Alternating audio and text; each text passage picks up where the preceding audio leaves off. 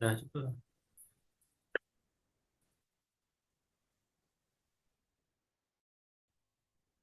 Hmm. Apa nggak PPT-ku?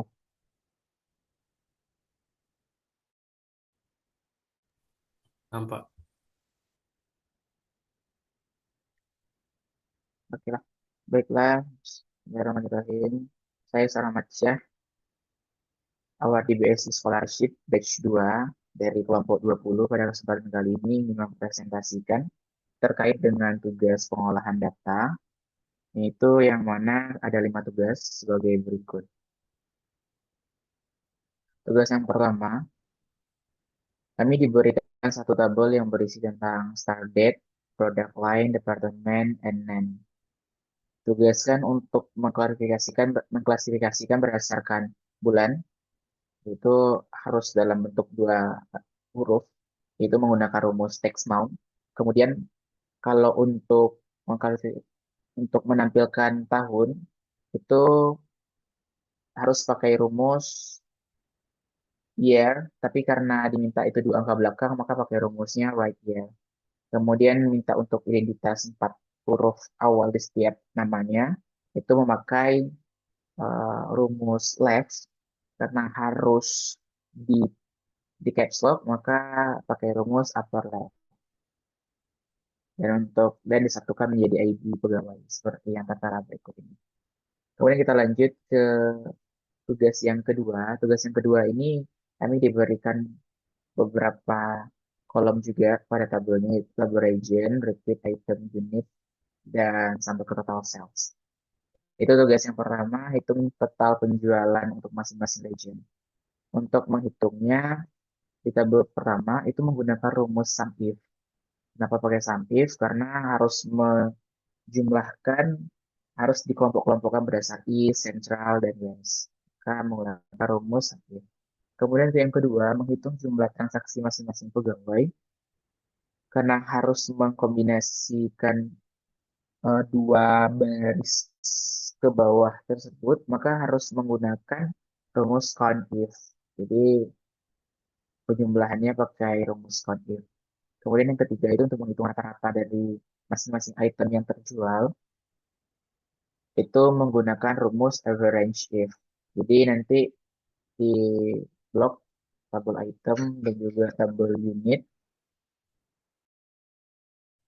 nanti di blok juga salah satu dari tabel unitnya, tabel itemnya. Maka tentang menghitung revenue ini menggunakan rumus sum if s. Jadi nanti memilih kategori yang dex lagi. Jadi karena banyak kategorinya bisa menggunakan penjumlahan dengan sum if s.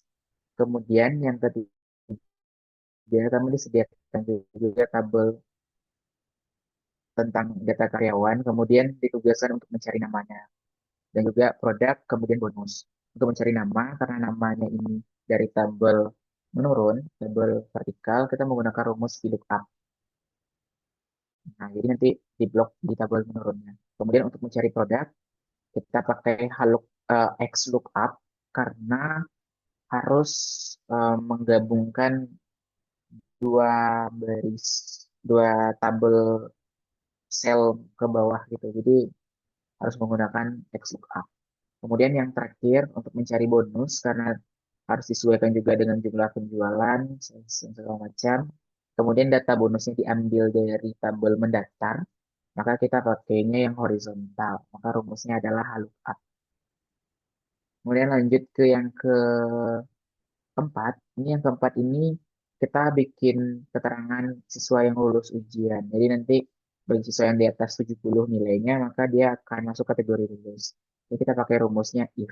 Nanti kita if, terus kita blok selnya, kemudian tambah di log, kemudian dibikinkan juga tanda kutip yang true dengan lulus, yang false itu tidak lulus.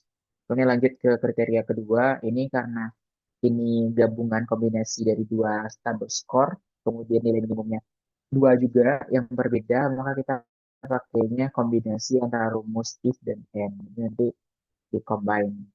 Kemudian yang kriteria ketiga, ini ada ini ada dua tabel skor, kemudian dengan nilai minimum yang dua macam, tetapi mereka akan lulus kalau salah satunya sampai ke KKM tersebut. Maka karena ada kata atau, maka kita pakai rumusnya if dan or.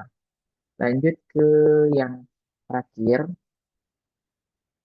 ini kita disediakan satu tabel yang sangat banyak barisnya, sekitar 3.300 baris. Ada kalau dijumlah-jumlahkan sangat banyak.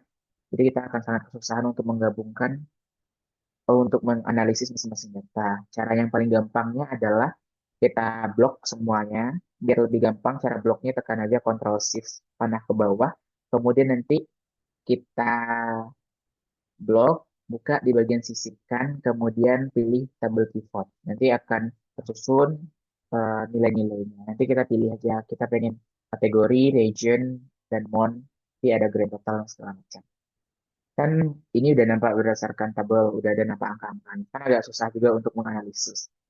Untuk lebih mudah lagi, untuk melihat perkembangan dari yang terjual dari mesin sentral ISOT dan West, maka kita bisa pilih diagram. Jadi caranya apa? Blok aja keseluruhan. Nanti kita pilih ke bagian sisipan, ada diagram, maka tekan aja diagram. Maka nanti akan keluar grafik-grafik pertumbuhannya.